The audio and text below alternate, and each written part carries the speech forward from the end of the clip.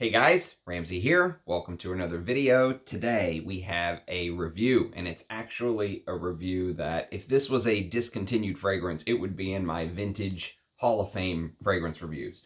But it's actually still in production. Came out in the year 2020, and it is called Les Lions. Now, I was able to procure 2 bottles over my time in the last 3-4 years or so since this came out at about the price of what one of these 75 ml bottles is going for right now. Prices have gone it's stupid what perfume prices have done. I don't want to get on a rant because today is a little bit of a celebration of one of my favorite Les Exclusifs. And to make matters even more special, this is the very first Les Exclusif I've ever reviewed on my channel, which is just crazy. I've reviewed things like Bleu de Chanel Parfum. I've reviewed Antaeus. I've done a comparison video between Antaeus and Antaeus Sport, which most people don't even know exists. You can go to my Chanel playlist and view some of those if you would like, but this is the first Les Exclusif I've done a full review on, if I'm not mistaken. So this is a special video for me, and I absolutely love this fragrance. It is a fragrance that is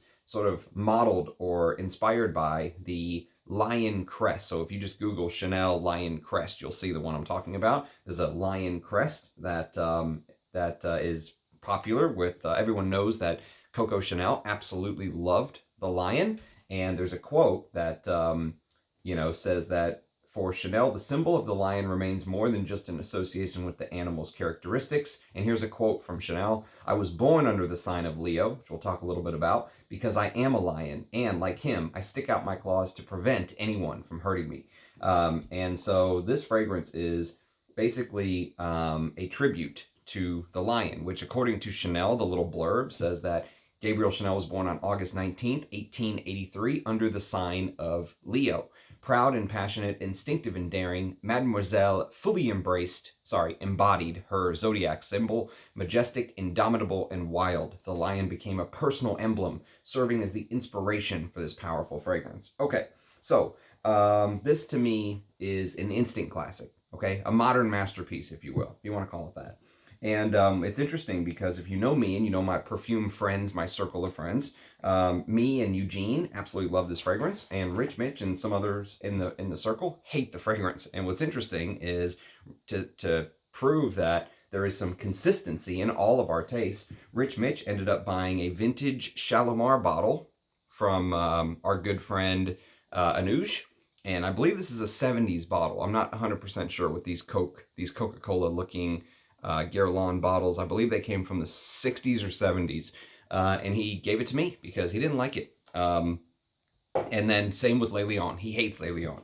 And if you've smelled Les Lions, you know that there is definitely some similarities to Shalimar, okay? And Les Lions gets compared to a lot of things. The patchouli in Les Lions gets compared to Coromandel, which makes sense, and I've seen it compared to everything. I've seen it compared to Mitza, all kind of ambery fragrances. I've heard people say that the ambery notes in Les Lions smell like Grand Soir. I mean, just crazy stuff is what I've heard. But to me, it is a Oriental Chanel is basically the way to describe it. And there's definitely hints of Shalimar in Les Lions. If you've smelled it, you'll smell it. And what's funny is, or what's amazing, I should say, is in 2020, when Les Lions came out, there was a bit of a uproar in the fragrance community. It was one of the most hyped fragrances in 2020, and also, I would say, one of the most divisive fragrances. You were either on this side of the aisle or you were on that side of the aisle. There were people who did videos bashing Les Lions because it smelled like Shalimar. And how could you spend this much on a Les Exclusif when you can buy Shalimar for $50? And then on the other side of the coin, you had people praising Les Lions as a masterpiece, and it's Chanel DNA through and through. And you guys who say it smells like Shalimar have no clue what you're talking about. And it was just this rah, right? Which is always funny to sit back and watch. But this temper tantrum was basically going on in Fragcom, and I must say that something struck me as I was thinking about all this, because on my channel I have a review of Coty's Emerald, okay? And Coty's Emerald, if you look up the dates that it came out on Parfumo, Coty's Emerald came out in 1921. It smells damn close to Shalimar, to my nose. I have a vintage Emerald sample, thanks to Rachel. Rachel very kindly sent me some.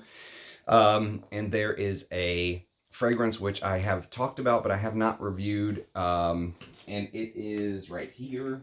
It's this little bad boy right here, which is sort of a reinterpretation called Sportuno 1921. Apparently, 1921 is the year that Emerald came out.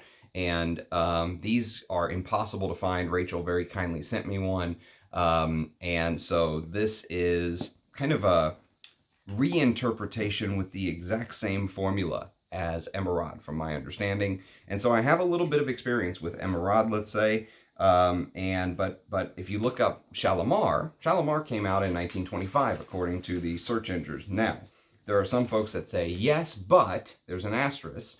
It actually came out in 1921. It was just released to the general public in 1925. So we're not going to get into that debate here today. But needless to say, the folks who are all up in arms because Le Lion smells a bit like Shalimar, if you've ever smelled Emerald, it'll blow your mind, because then it's like Emerald to Shalimar to Le Lion. I mean, I feel like we're at a time now where as many releases as are coming out, right? Something is always going to remind you of something. It's just the way it is nowadays. Very few things are ever going to be truly, truly original in the year 2024.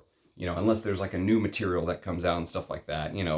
As new materials have come out, dihydromercenol and ambroxan and amber woods and all these different things, yes, that obviously can change the scent profile. But if you're working with the normal groupings of materials, let's say, stuff is going to smell like other stuff. It just is. There are fougères that are going to smell like fougères, chypres are going to smell like chypres, orientals are going to smell like orientals, right? So this is an ambery oriental, according to Chanel. They basically describe it as a ambery, leathery notes of labdanum and patchouli are softened and illuminated by vanilla, bergamot, and lemon. A warm, carnal, and refined scent. So the note listing is bergamot and lemon in the top, labdanum and bourbon vanilla in the heart, patchouli and sandalwood in the base is basically the note listing, okay?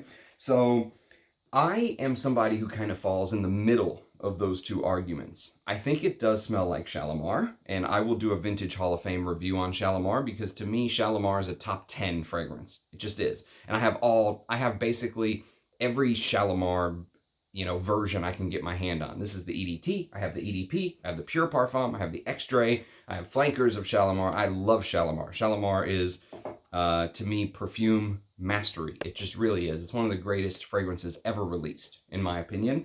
And even though it's marketed for women, I love wearing Shalimar. Absolutely adore it. And so I kind of fall into the center. I agree with both crowds, if you will. I think it's a modern masterpiece, Le Lion, and I think it does harken back to vintage perfumery like Shalimar. So let me try to describe the scent, because it's actually not easy. Even though that note listing seems pretty simple, it's not. So here's the thing. It is a complex scent created by master perfumer Olivier Pose, right? And so all of these notes and accords, when you smell Le Lion, I've got about an hour dry down here. I wore it to work dressed like this. Smelled amazing all day today. One thing I will say about Le Lion is it is an absolute beast. Both of my bottles are batch code 5901. Actually, both of them ended up being like this. Even though I bought them like a year apart, they both are 5901. Crazy. I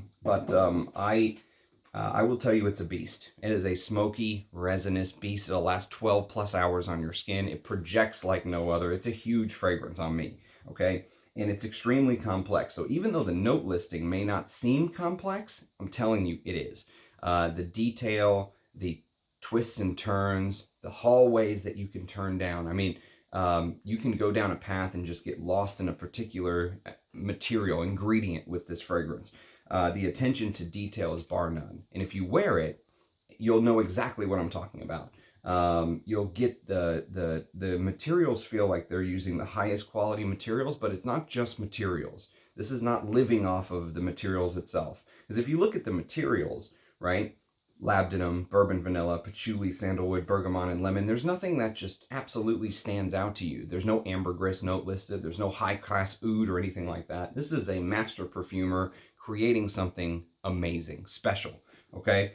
And so you can tell when a fragrance feels rushed by the marketing departments, by whoever it is, the brand owners, whoever's, in charge of wanting to just pump fragrances out. And you can tell when a fragrance was really Chanel took their time. They usually do take their time, but you can really tell they took their time with this. It feels proper and it feels spot on, okay? So when you first spray, you're gonna get hit with that Chanel aldehyde. It's gonna remind you a little bit of the dirty, but also aldehydic sort of opening that you're gonna get in vintage Cuir Russie, just a little bit because of that combo of Chanel class and the sort of dirtiness of something like Cuir Russie, right? But very quickly, you're going to notice that that bergamot blast, obviously you get that Chanel sparkle, okay? And I think Olivier Polge perfected that opening. The opening is a 5-star opening. It's absolutely stunning, brilliant, okay? You're going to get this pure, energetic opening that gives the Chanel sparkle. The Chanel sparkle is almost world renowned, okay? Everyone knows the aldehydic opening in fragrances like Chanel No. 5 and stuff like that. It's nothing like that. It's not that in-your-face aldehydic. You're going to get more, I think, of the lemon than you're going to get of the bergamot. You're going to get more of the bergamot than you will the aldehydes, but all three play a part, okay? There's definitely this Chanel blast. It's there, okay? And you can tell they worked on it. It feels very pure. It feels noble. You know, like how sometimes kings are referred to as lions, going back to the lion sort of reference from earlier. Richard the Lion-Hearted or whatever, right? The first blast is like a stunning opening, almost like you're in awe of like the powerful male lion's mane, right? This, just imagine like if a male lion had its mane like washed and blow dried, right? And it just poofed out. It was not matted from being in the wild and stuff like that. It was just majestic, wind flowing as it's running, right? That's kind of the image of the opening to me. It is like you're in the presence of a protector. I mean, there is just this almost awe of nobility in the opening. It's brilliant, stunning opening. Absolutely stunning. And Olivier Polge, I think, no doubt perfected his use of these materials over the years. And, you know, along with that, you're going to notice, like I said, the quality of the materials is just absolutely impeccable. Top notch, okay? So it's not just the materials, it's not just the perfumer, it's both coming together. You have Christopher Sheldrake as the master of ingredients, you have Olivier Polge as the perfumer, and they're working together with Chanel to create something special. Amazing, okay, in my opinion. And, but before we go any further, I really do feel like we need a brief history lesson of why this fragrance and why 2020 and why it came out this year and sort of what is Chanel thinking with this, because most people don't realize that this is actually supposed to be a scent targeted towards the Middle East, okay? So this is supposed to be a Middle Eastern style release from Chanel. If you know some of their other less exclusifs, which I've talked about, things like Bois de Zio, which I have a bottle of and I'll review one of these days on the channel, one of my favorite sort of French sandalwood fragrances. You know, if you've smelled others from the line, this is a little bit of a departure, just a little bit, you know. If you've smelled things like Coromandel and stuff like that, you'll get a little bit of the patchouli in Coromandel and Le Lion, but it is a bit of a departure, I would say, from the less exclusifs line, in my opinion. And the reason is that this is supposed to be a scent that's marketed, towards the Middle East. Now, but it's not an oud, okay? That's the thing to keep in mind. It is not an oud. There's no oud in this fragrance, from my understanding. And so if you watched my video from yesterday, I did a This Year in Perfume 2012 edition, right? Ranked top 25. And I even left one out. I left out Pure Leather. Sorry to Pure Leather by Thierry Mugler. I even left one out. Could have been a top 26. But it was a long video. But if you noticed, the emphasis on ouds from 2012. 2012, the ouds just abound. I mean, we're drowning in ouds. Everyone who was anyone wanted an oud. And if you know anything about the House of Chanel, you know that they were abstinent in that oud craze. They sat it out. They just sat back and watched. They watched all the craziness go on. Creed's Royal Oud, MFK's Oud. I mean, anyone who is anyone has an oud, right? Chanel doesn't. In fact, to my understanding, they've never released a fragrance with an oud note in it. Okay, so how do you do a Middle Eastern line and not have an oud? Well, this was their answer. Le Lion was sort of their answer to that, as they watched all the other houses fall over themselves to release an oud, because that's what people were buying, right? Chanel did not participate in that feeding frenzy, let's say. They watched with interest of what everyone else was doing. They didn't participate. And so this is their Middle Eastern fragrance with a twist. Now, the twist is the star of this fragrance composition as far as I'm concerned, okay? For the Ram, this is one of the greatest labdanum fragrances of all time. Ever released, period. In my whole collection, anything I've ever smelled, this is probably, if I ever rank my this is not a top 10 labdanum fragrance video, this is probably going to be number one. This is going to be top dog for me.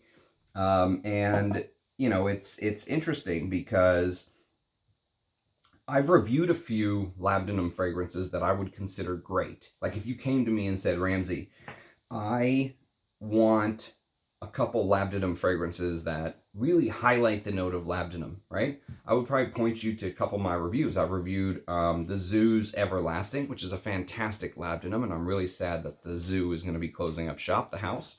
And the other one is Tom Ford's Sahara Noir. Discontinued, but God, I would love a bottle of Sahara Noir one day. It's on my never-ending search, my wish list, okay? But those two are special labdanum fragrances. This one takes it even to another level to me. And the reason is that it is labdanum, heavy labdanum as it continues to go on. You're going to notice labdanum is the star of the show, right?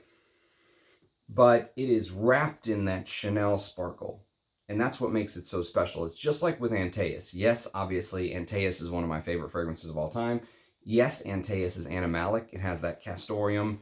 It's the castoreum. Everyone knows the castoreum is front and center. Everyone looks for the castoreum. They buy the vintage bottles for the castoreum. They want that hit of castoreum. But it's a Chanel, right? Chanel is not just going to pump out castoreum heavy in your face fragrance. It is a castoreum fragrance wrapped in that Chanel bubble wrap, that wrapper, all of the posh and all, you know, I could wear Chanel to meet like the most important meeting of your life. If you had the most important interview of your life, I would wear Antaeus because it is completely a Chanel through and through. Yes, it's manly and animalic and all that stuff, but it's a Chanel. That's how Le Lion does the labdanum in here. That's why I really think this is one of the finest labdanums you can buy. And so, yes, it smells similar to Shalimar, but if you wait, this is where Le Lion distinguishes itself, in my opinion. This is where Le Lion sets itself apart from Shalimar, is that when you first spray Le Lion, you're going to instantly be reminded of Shalimar. Now, there's some differences, obviously. I think the bergamot is much more amped up in Shalimar. The lemon is more amped up in Le Lion. The aldehydes are more amped up in Le Lion. You get that Chanel sort of, I don't know, aldehydic, if you want to call it that. I think Shalimar has more of the Apopanax and maybe a little more iris and tonka and that Guerlain base, if you will, those balsamic notes and stuff like that. But what ends up happening is the labdanum distinguishes Le Lion, in my opinion. And so what happens is you're basically hit with this smoky, sticky, resinous, gummy, leathery, you know, in fact, when you first spray sometimes, and you just wait, you know, this is an hour dried out.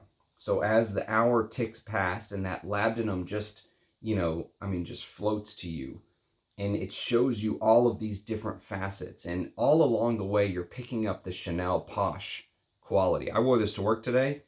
Impeccable. You know, I have no problem ever wearing a Chanel to work. Even the ones that some people think are challenging, like the Cuir de Russie I showed or something like that. No problem ever wearing a Chanel to work, right?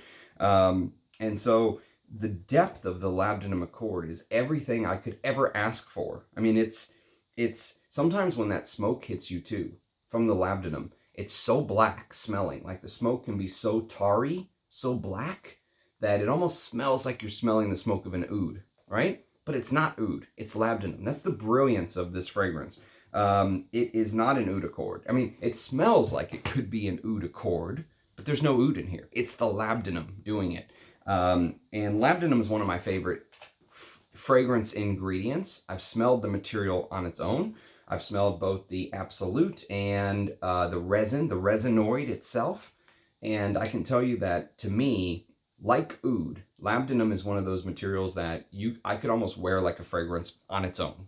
Okay, I could wear labdanum, just put labdanum on your skin. It's so complex. It's so, it does so many different things. I love leathery fragrances. Labdanum can be leathery, it can be animalic, it can be gummy, it can give off the resinous warm side of like myrrh and stuff like that.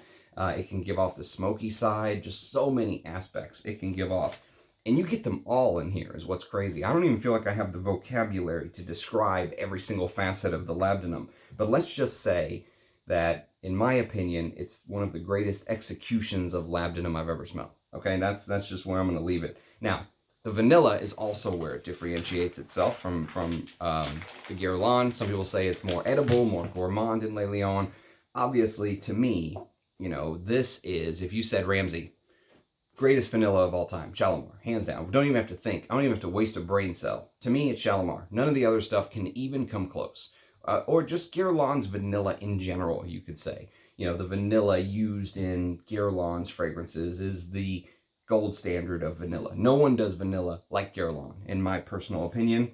And Shalimar is the finest vanilla on earth. So obviously, to me, Le Lion is going to fall short if you're just comparing that vanilla note.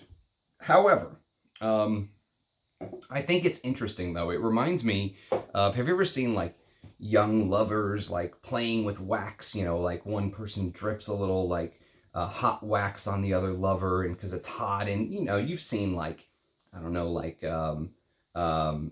puppy dog love, right? And just imagine that candle wax, that sort of erotic feel of the candle wax, but imagine it smells like vanilla, right?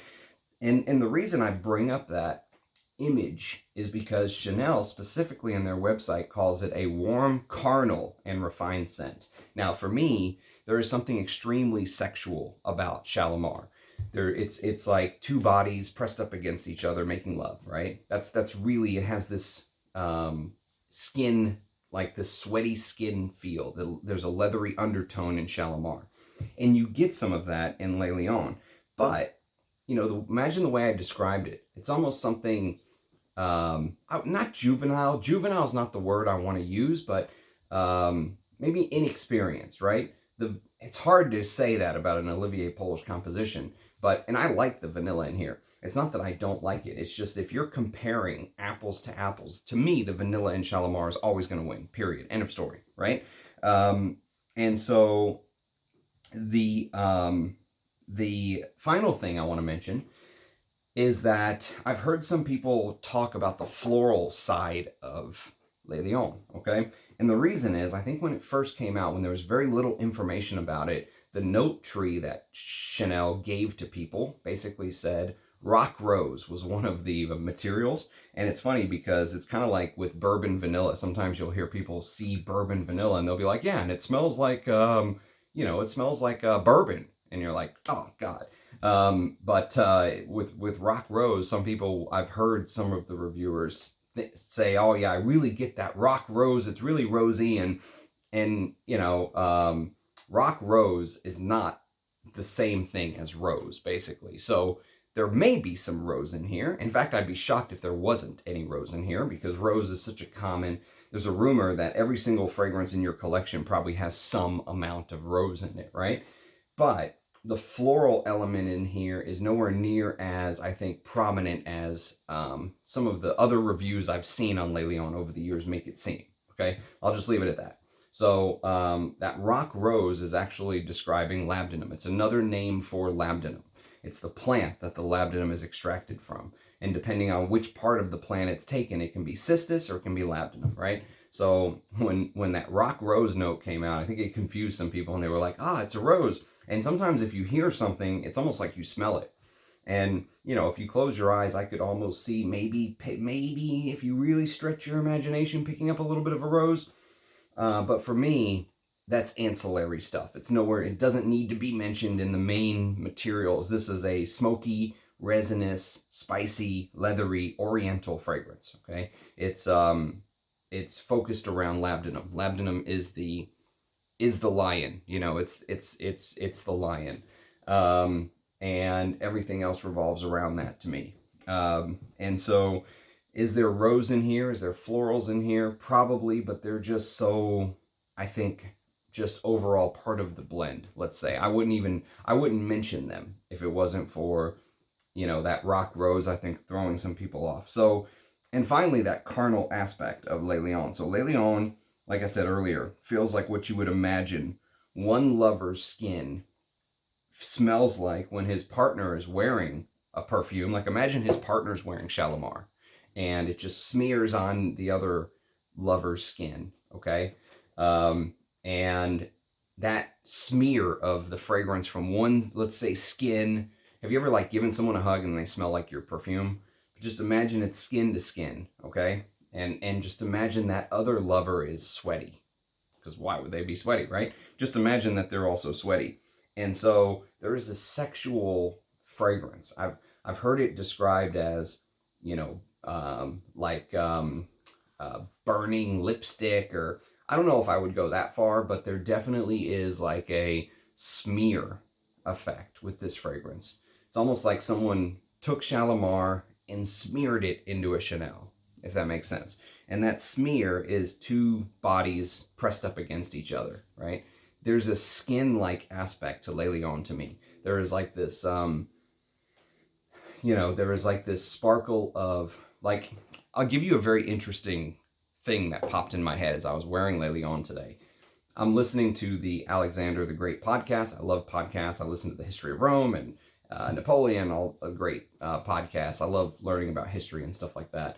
And one of the things that some people said about Alexander the Great is that he just smelled amazing. Okay, they said that he naturally smelled amazing. You know how some people when they sweat, they just smell amazing. I don't know if you've ever met anyone like that. I don't think I've ever met anyone who sweated Le Lion, but if I could imagine what one of the greatest men in history smelled like when he sweated, it would probably be Le Lion. Okay, this is what I would imagine, or Shalimar, like these two.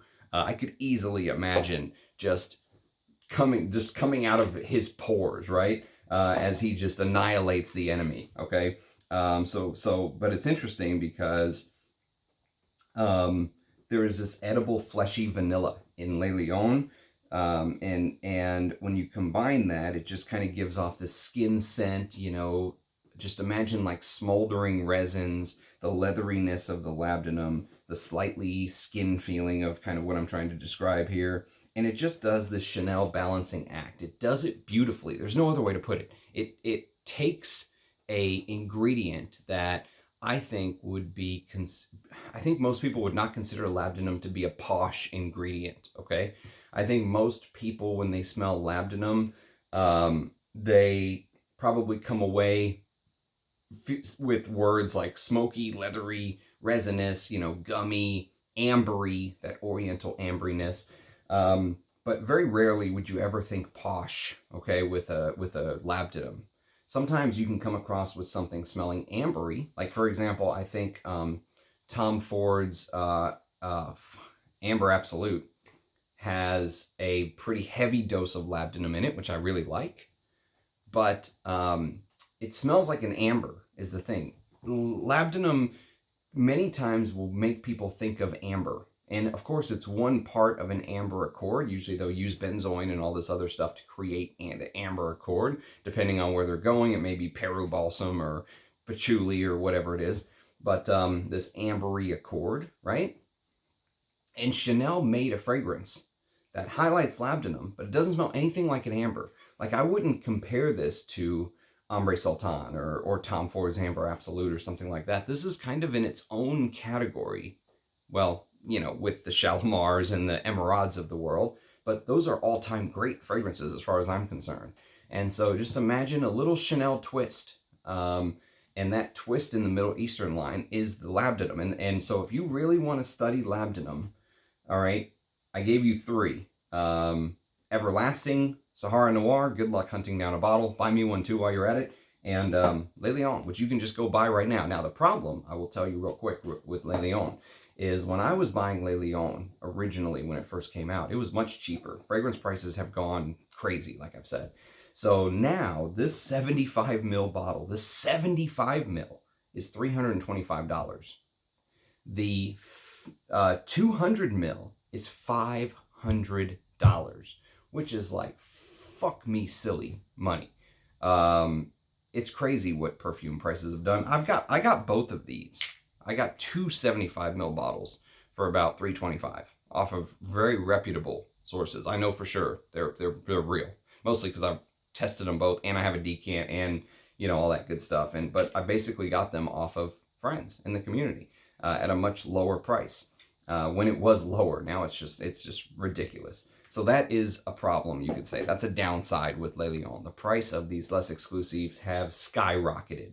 And I'm wondering how many people are really paying $500 for 200 mil. At least you get 200 mils. I mean, some Rojas I've been talking about are 50 mils for $500. So I guess there is that to give to Chanel's credit. But I mean, for me, one of the all-time great modern less exclusives. Now, if you go back to older Chanel's, of course, and you want to include stuff like Cuir de Russie, I'd probably put Cuir de Russie, a little bit ahead of Le Lion just because I love it so much. This is a top 10 fragrance for me as well. But for what Le Lion is, a modern release in 2020, my guess is when I get to my This Year in Perfume in 2020, this is probably going to be close to the top. If I ever rank my Labdanums, this is probably going to be close to the top. So yeah, it's just an all-time great banger of a fragrance, and it's very versatile. Like I said, I wore it to work. I think that probably, there probably aren't many men out there wearing this style of fragrance, or like Shalimar. Like I said, I love wearing Shalimar out in the world. So if you want to differentiate yourself, if you're a guy, this is a great play. And if you're a woman and you want to kind of go against the grain a little bit, or wear something slightly vintage in feel, I don't think this feels dated at all, but I think it feels vintage and classy and timeless. Check out Le Lion. So that's my take. I'd love to hear your take. This is a video I've been gearing up to do. It seems like forever. I have so many fragrances I want to talk about with you guys. It's just the time, and I was doing so, my thought process was that I would focus on the samples people sent, because I'll always have the bottle. Well, now we'll see how that plays out. But so I'm trying to knock out some of these bottle reviews as well. So I hope you enjoyed the review. Always appreciate the feedback. We're approaching 7,000 subscribers, which is just like, shocking to me that I have that many subscribers. I never thought, even 1,000 to me is like, wow, I can't believe I have 1,000 subscribers. And now we're coming up on 7. We'll be at 10 in no time, I'm sure, at this pace. So I'm trying to think about something special to do video-wise. So we'll see how that goes. But as always appreciate the feedback and the interaction. I love hearing from you. I love talking with you about fragrances all day long. I'm able to communicate with you back and forth. So, drop a comment. Let me know what your thoughts are. Cheers, guys, and I'll catch you next time. Bye-bye.